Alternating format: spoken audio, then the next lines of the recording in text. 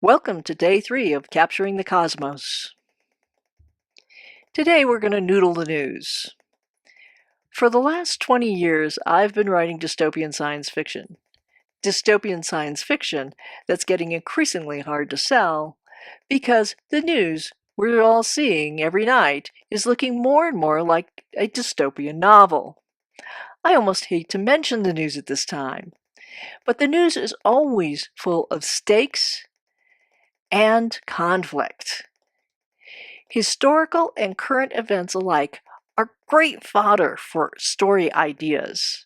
You don't necessarily need to stay in the time period of your source material. Even if you use events from an earlier period, you can transplant historical characters or scenarios to a contemporary setting or a fantasy setting. To get inspired by real events, read nonfiction books and news articles. Read widely because you never know where you'll find that next best idea. Read the journals of literary or historical figures and historical accounts of famous cities. Finding a great story premise starts with filling your imagination with existing ideas and images that can be plundered for creative material. For 1 week, record short snippets of the news on a 24-hour news channel, or the headlines and the first few lines of stories in print or on internet news. No need to go into depth. Just get a slightly expanded headline.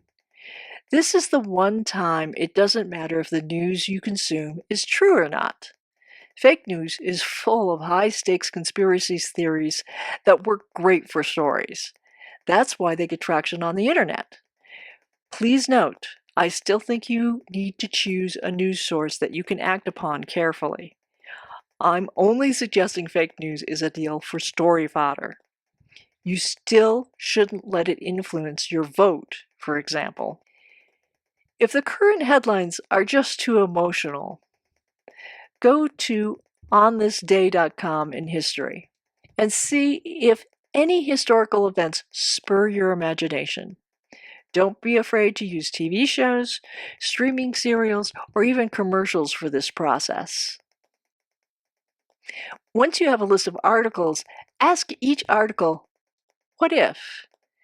What if this had happened in the Middle Ages, or right now? What if the person in the article had been a woman, or a man? What if this had happened in China instead of the United States? Let your mind roam free after you read or watch an article. Go for a walk, take a shower, go to the gym. Write down the what ifs on a master list. Don't edit your ideas at this moment. Everything is fair game for a story. In this process, there's no such thing as a crazy idea. What if aliens had been involved? What if people in the article had access to magic? It's all good. Write it all down. You're looking for quantity here, not quality. Now, put the list aside and come back to it in a few days. Your subconscious will continue to work with these ideas, and it might polish one of them into gold. When you come back to your list, develop some of the what-ifs that sound promising a little further into a scene. If you get something great from this writing exercise, feel free to brag about it on the chat.